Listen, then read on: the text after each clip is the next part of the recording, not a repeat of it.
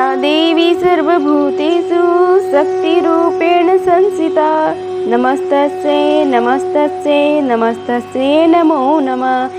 जय माता दी दोस्तों, स्वागत है आप सभी का हमारे यूट्यूब चैनल पावरफुल हिंदू धर्म में। आप सभी पर माता बगलामुखी की कृपा सदा और सर्वदा बनी रहे। आज गुप्त नवरात्रि के 8वें दिन है। आज के दिन माता बगलामुखी की पूजा अर्चना की जाती है। आज हम आप सभी को गुप्त नवरात्रि के 8वें दिन माता बगलामुखी की पूजा विधि, महत्व, कथा और उपाय के बारे में आप सभी को बताएंगे। आइए जानते हैं गुप्त नवरात्रि के 8वें दिन माता बगलामुखी के बारे में। गुप्त नवरात्रि में देवी की 10 महाविद्याओं की पूजा की जाती है। 10 महाविद्या में 8 विद्या माँ बगलामुखी है।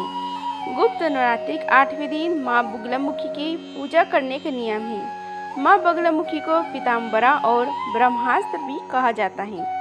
माँ बगलामुखी के मुख से पीला आभा निकलती रहती है। इनके पूजा में पीले रंग का विशेष महत्व होता है। माता बगलामुखी को स्तंभन शक्ति की देवी माना जाता है। शास्त्रों में बताया गया है कि सौराष्ट्र में आए महातूफान को शांत करने के लिए भगवान विष्णु ने माँ बगलामुखी की तपस्या की थी। भगवान विष्णु के द्वारा की गई तपस्या के फलस्वरूप माँ बगलामुखी का प्रगटय हुआ था। विशेष रूप से शत्रु और विरोधियों को परास्त करने तथा मुकदमे में जीत हासिल करने के लिए माँ बगलामुखी की उपासना की जाती है। आइए अब जानते हैं माँ बगलामुखी की पूजा में रखे जाने वाले सावधानी के बारे में। माँ बगलामुखी की पूजा तांत्रिक पूजा होती है, इसलिए बिना किसी गुरु के निर्देश के इनकी पूजा नहीं करनी चाहिए। कभी भी माँ बगलामुखी की पूजा किसी के नाश के लिए नहीं करना चाहिए। माँ बगलामुखी की पूजा में हमेशा पीले आसन, पीले वस्त्र, पीले फल और पीले नैवेद्य का प्रयोग करना चाहिए। माँ बगलामुखी के मंत्र का जाप करने के लिए हमेशा हल्दी की माला का प्रयोग करना चाहिए। माँ बगलामुखी की पूजा हमेशा संध्या काल या मध्य रात्रि में करनी चाहिए। अगर आप अपने शत्रु और विरोधियों को शांत करना चाहते हैं तो माँ बगलामुखी के जन्म उत्सव और गुप्त नवरात्रि में इनकी पूजा कर सकते हैं। आइए अब जानते हैं इनकी पूजा विधि के बारे में। महाविद्या बगलामुखी की साधना को करने के लिए व्यक्ति की सभी पूजा सामग्री में विशेष रूप से सिद्धि युक्त होनी चाहिए। अगर ऐसा न हुआ तो आपकी साधना सफल नहीं होगी। महाविद्या बगलामुखी की साधना में साधक के पास सिद्ध प्राण प्रतिष्ठित बगलामुखी यंत्र, हल्दी की माला आदि चीजें होनी आवश्यक है। महाविद्या बगलामुखी की साधना आप गुप्त नवरात्रि के दिन आरंभ कर सकते हैं। माँ बगलामुखी की साधना रात्रि में कर सकते हैं। महाविद्या बगलामुखी की साधना करने के लिए स्नान करने के पश्चात शुद्ध पीले वस्त्र धारण करें। अब अपने घर में किसी एकांत या पूजा कक्ष में पूर्व दिशा की ओर मुख करके बैठ जाएं। बैठने के लिए हमेशा पीले रंग की ऊनी आसन का प्रयोग करें। अब अपने सामने एक लकड़ी की चौकी रखें और उसके ऊपर गंगा जल छिड़ककर इसे शुद्ध कर लें। अब चौकी पर पीले रंग का कपड़ा बिछाकर उस पर एक प्लेट रखें। अब प्लेट में हल्दी से सतकोड़ का निर्माण करें। इस सतकोड़ में पीले सरसों रखकर उसके ऊपर सिद्ध प्राण प्रतिष्ठित युक्त बगलामुखी यंत्र की स्थापना करें। इसके पश्चात बगलामुखी यंत्र के समक्ष शुद्ध गाय का घी का दीपक जलाएं तथा बगलामुखी यंत्र का पूजा करें। पूजा करने के पश्चात बगलामुखी कवच का पाठ करें। माँ बगलामुखी की साधना 11 दिनों तक की जाती है। माँ बगलामुखी की साधना करते समय साधक को पूरी श्रद्धा और आस्था के साथ सभी नियमों का पालन करना चाहिए। नियमित रूप से माँ बगलामुखी के मंत्र का जाप करने से पहले ऊपर आप सभी को इस विधि को जरूर करना चाहिए तथा अपने गुरु की आज्ञा से ही माँ बगलामुखी की साधना तथा मंत्र का जाप करना चाहिए। 11 दिनों के बाद पूजा के पश्चात पूजा संपन्न करने के लिए हवन अवश्य करें। माँ बगलामुखी के हवन में पीले सरसों, हल्दी, पीले पुष्प, शुद्ध गाय का घी मिलाकर हवन कुंड में आहुति दें। हवन पूर्ण करने के पश्चात अपने घर के मंदिर में माँ बगलामुखी यंत्र की स्थापना कर दें या इसे अपने गले में धारण कर सकते हैं। पूजा हवन में बची हुई सामग्री को किसी बहती हुई नदी में प्रवाहित कर दें या किसी पीपल के पेड़ के नीचे गड्ढा खोदकर दबा दें। ऐसा करने से आपकी साधना पूर्ण हो जाएगी और आपके ऊपर माँ बगलामुखी की देवी की कृपा हमेशा बनी रहेगी। माँ बगलामुखी की साधना करने से मनुष्य के जीवन की सभी समस्याएं दूर होती हैं और धन की प्राप्ति होती है।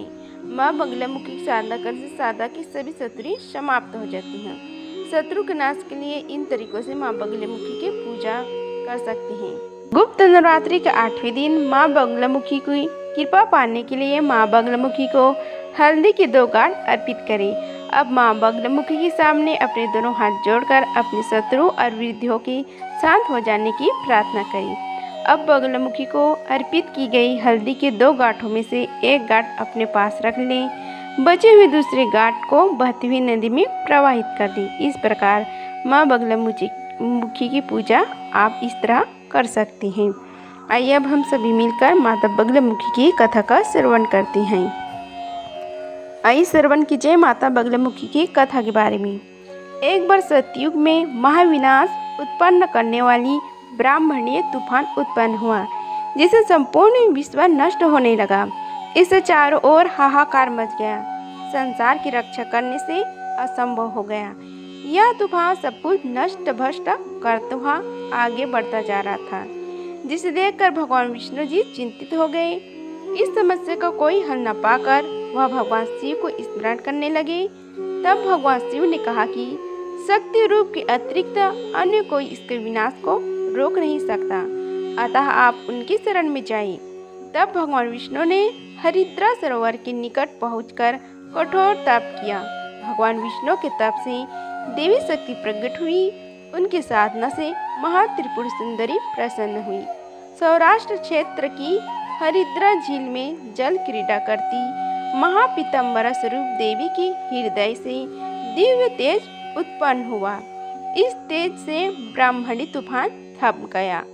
मंगल युक्त चतुर्दशी की अर्धरात्रि में देवी शक्ति का देवी बगलामुखी के रूप में प्रादुर्भाव हुआ तथा त्रैलोक की स्तंभनी महाविद्या भगवती बगलामुखी ने प्रसन्न होकर भगवान विष्णु जी को इच्छित वर दिया और तब सृष्टि का विनाश रुक सका। देवी बगलामुखी को वीररात्रि भी कहा जाता है, क्योंकि देवी की स्वयं ब्रह्मास्त्र रूपनी है। इनके शिव को महारुद्र कहा जाता है, इसलिए देवी सिद्ध विद्या है। तांत्रिक इन्हें स्तंभन की देवी मानते हैं। गृहस्थ के लिए देवी समस्त प्रकार के संशयों का शमन करने वाली है।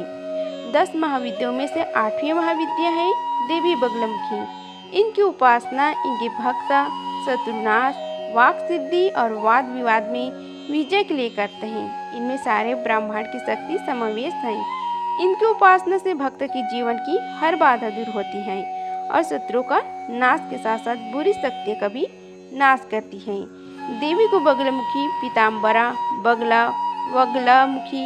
वगलामुखी, ब्रह्मास्त्र विद्या आदि नाम से भी जानी जाती है।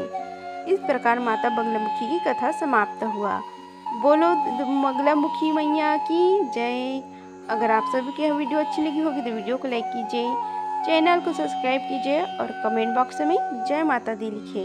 धन्यवाद। मिलते हैं अगले वीडियो में, तब तक के लिए जय माता दी।